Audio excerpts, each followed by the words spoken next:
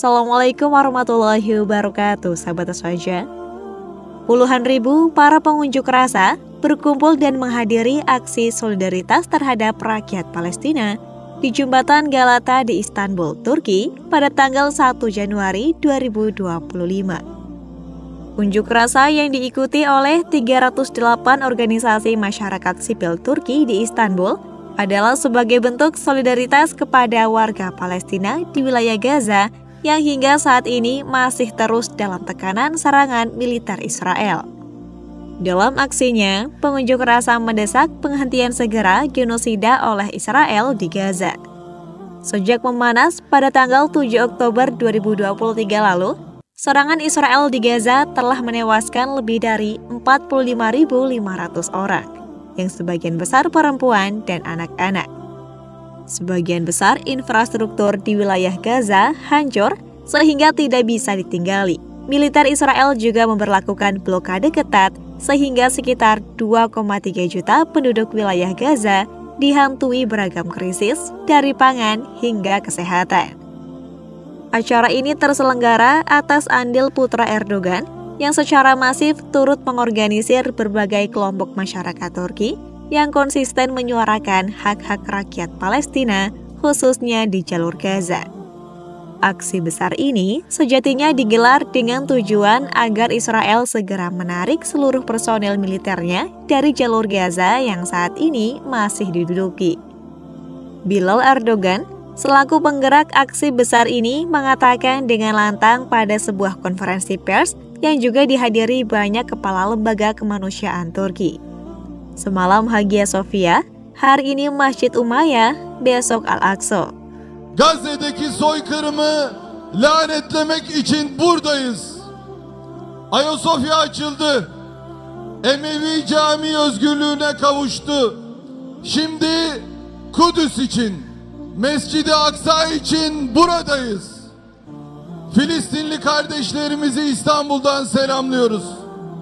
Suriyeli mücahitleri yürekten tebrik ediyor. Ungkapan ini merujuk pada momen pembebasan Konstantinopel yang di dalamnya terdapat bangunan ikonik bernama Hagia Sophia oleh Kesultanan Utsmaniyah dari Kekaisaran Bizantium. Di mana Hagia Sophia awalnya gereja lalu diubah oleh Sultan Muhammad Al-Fatih menjadi masjid. Kemudian di masa kepemimpinan Mustafa Kemal Atatürk diubah menjadi museum. Lalu di tangan Erdogan, Hagia Sophia diubah kembali menjadi masjid. Lalu, ungkapan Bilal Erdogan terkait Masjid Umayyah merujuk pada saat tumbangnya rezim Assad di Suriah akhir tahun 2024. Yang mana setelah Presiden Bashar al-Assad kabur ke Rusia meninggalkan kekuasaannya, oposisi Suriah segera mendatangi Masjid Umayyah yang sangat ikonik bagi sejarah umat Islam. Kemudian mereka melakukan sujud syukur dan mengumandangkan takbir.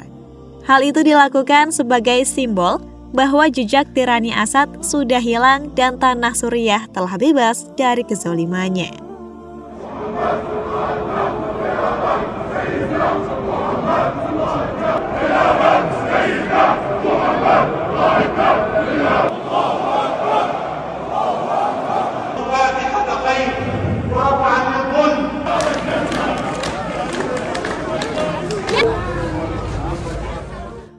Sedangkan Masjid Al-Aqsa disebut terakhir oleh Bilal Erdogan, seolah menjadi tanda jika pembebasan Yerusalem, tempat Masjidil Aqsa berada, sudah semakin dekat.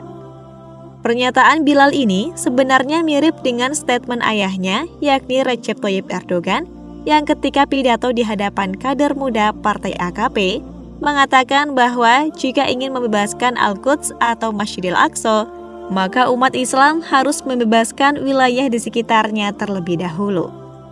Jika dicermati, makna kalimat Erdogan seolah menyeratkan pesan kepada umat Islam bahwa perjuangan pembebasan Al-Quds tidaklah mudah karena negara di sekitar Palestina masih cukup berkontribusi besar bagi keamanan Israel, seperti Yordania dan Mesir.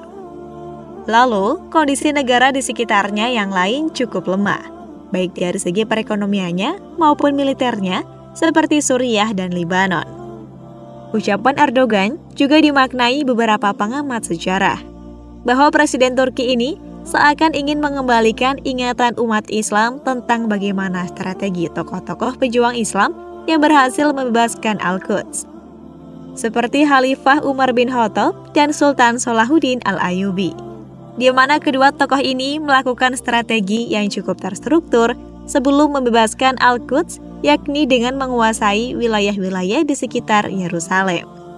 Sekedar informasi, Presiden Erdogan memang dikenal sebagai tokoh pemimpin Muslim masa kini yang cukup vokal dalam isu Palestina.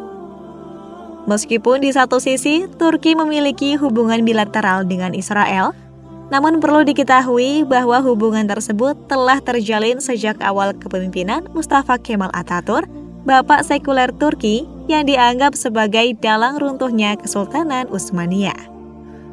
Meski demikian, hubungan Turki dengan Israel terbilang cukup sering mengalami pasang surut selama di bawah kepemimpinan Erdogan.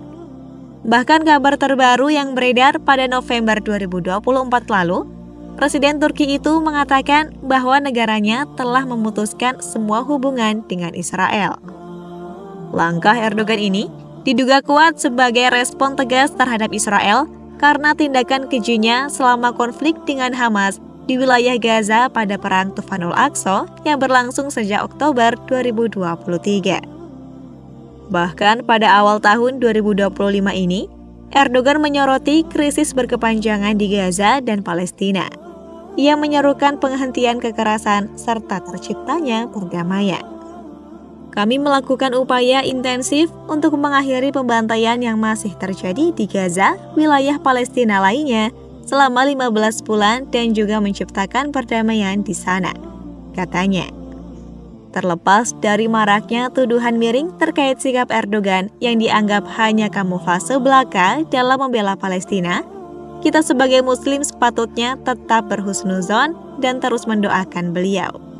Sebab untuk membebaskan suatu negeri yang berada di bawah kendali penjajah tidaklah mudah. Terlebih lagi, negara pendukung penjajah itu adalah Amerika Serikat dan Inggris, yang mana kedua negara ini memiliki pengaruh besar dalam perpolitikan global. Bahkan Indonesia sendiri juga melewati masa penjajahan dengan waktu yang cukup lama, hingga bisa menjadi bangsa merdeka seperti saat ini. Itulah informasi mengenai langkah Turki dalam memberikan dukungan bagi rakyat Palestina, khususnya di jalur Gaza. Semoga dengan bebasnya Suriah akan berlanjut ke Palestina. Amin ya rabbal alamin. Wassalamualaikum warahmatullahi wabarakatuh.